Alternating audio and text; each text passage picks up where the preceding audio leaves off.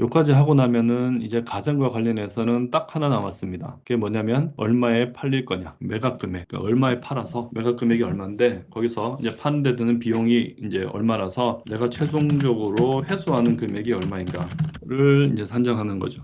이게 이제 옆에 있는 투자 금액, 조달 금액하고 그 대비되는 금액이겠죠. 이 투자 금액보다 회수 금액이 크면 돈을 버는 거고 작으면 이제 돈을 이제 잃는 게 되겠죠. 회수 금액 결정하려면 이제 NOI가 있어야 됩니다. 우리가 최종적으로 매각하는 이제 시점에 NOI가 있어야 되는데 그 매각 시점의 NOI를 구하기 위해서는 참고로 이제 1년차 NOI를 보는 게 좀 편합니다. 그러니까 그냥 매각 시점에 NOI를 구한 다음에 거기다 캡 레이스를 적용을 하려면 1년차 NOI 구해서 그 캡 레이스를 보면서 좀 결정하는 게 편합니다. 아무 참고 없이 그냥 숫자를 정하는 것보다 초년도금 NOI가 얼마나 나올까, 그다음에 뭐 그 당시에 이제 금리는 얼마나 될까 이런 걸 참고해서 보통 이제 하겠죠. 이렇게 최초에 보유하는 시점의 캡 레이스를 이제 업계에서는 이니셜 캡 레이스라고 합니다.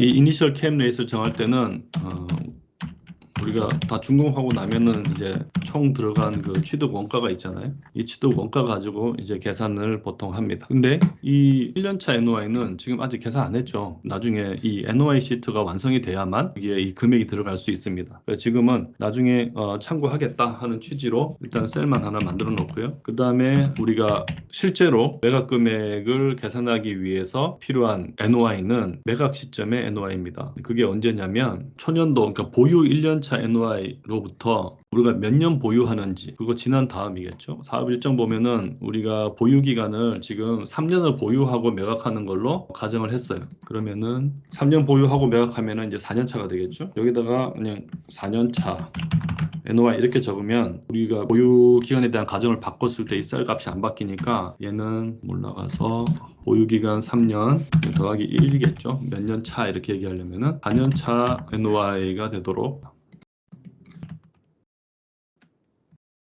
이렇게 해주면은 뭐 눈에는 4년 차지만 앞에서 우리가 연도를 바꿔주면은 얘 숫자가 이제 자동으로 바뀌겠죠. 그러면은 이 4년 차 NOI에 적용할 캡 레이트는 우리가 매각할 때 적용하는 캡 레이트는 터미널 캡 레이트라고 합니다.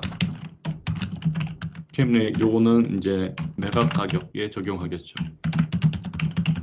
요것도 지금 4년치 NOI가 뭐 작성이 안 돼 있으니까 우리가 지금 바로 결정할 수는 없습니다. 어쨌든 이런 값들이 필요하다 하는 건 우리가 알아야 되고요. 요 항목에서 우리가 하고 싶은 것은 1년차 NOI가 나중에 계산이 되면 우리 취득원가는 계산돼 있으니까 그 당시에 이제 캡 레이트이 나오겠죠. 요 숫자를 보고 4년차 NOI에 적용할 터미널 캡 레이트를 결정하자. 요거를 결정하는 게 우리의 이제 최종 목표입니다. 그게 되면 이제 매각 가격이 나오겠죠.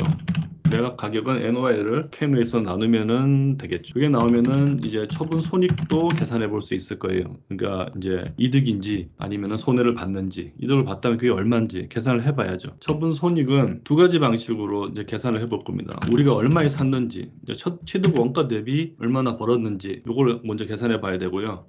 두 번째는 매각하는 시점의 장부 가격을 기준으로 해볼 겁니다. 만약에 펀드로 샀다면 이 두 값은 같을 거예요. 취득 원가가 그대로 장부 가격으로 유지되거든요. 근데 리츠를 통해서 취득을 하거나 아니면은 일반 회사가 취득을 하면 매년 건물에 대해서 감가상각을 해줘야 됩니다. 그러면은 장부 가격은 조금씩 이제 줄어듭니다. 그래서 투자의 방식을 어떻게 선택했느냐에 따라서 숫자가 좀 달라지기 때문에 본질은 같습니다만 그 두 가지 값을 다 볼 수 있게 입력하도록 할 거고요. 그래서 이제 매각 가격이 계산되면은 매각 부대 비용이 또 계산이 되겠죠. 이제 얼마에 팔렸는지 요 금액이 우리한테 중요하고요. 그리고 얼마에 팔렸으면 이제 그때도 역시 우리가 중개 수수료도 들고 뭐 감정평가 수수료도 들고 이제 온갖 비용이 들 수 있어요. 그 비용을 차감을 해줘야 회수 금액이 나오죠. 근데 그거는 세분화하지 않고 매각 가격 총액의 몇 퍼센트 이런 식으로 정하겠습니다. 일단 여기서는 1%로 하자 하고 정해 볼게요. 그 다음에 이제 뒤에서 더 설명을 하겠지만 매각 가격은 실제로 우리가 취득한 그 취득 원가보다 뭐 좀 더 올라가 있을 가능성이 높죠.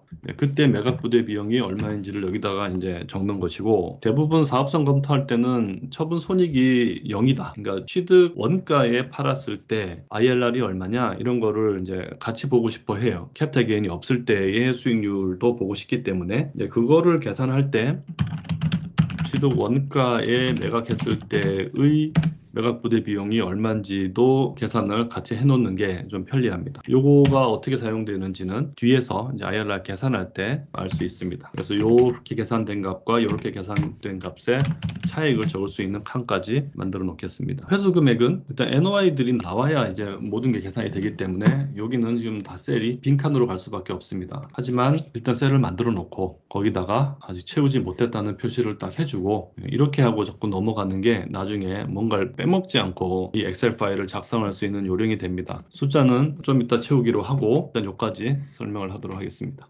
화면을 좀 줄여보겠습니다. 이것이 지금까지 우리가 작업한 겁니다. 왼쪽은 주로 이제 사업의 개요와 투자 조달에 관한 내용이고 오른쪽은 이제 운영과 관련된 내용들이 많았어요. 그래서 운영과 관련된 내용들이 다 확정이 돼야 요 밑에 있는 얼마에 회수할 수 있느냐 하는 금액까지 나오니까 위에 게 이제 쭉 이제 필요했었고 그리고 나서 보면은 이제 투자가 얼마고 조달이 얼마고 회수가 얼마다 하는 이제 이 부분이 실제 전체 사업성에 굉장히 큰 영향을 미치는 요소가 되겠죠.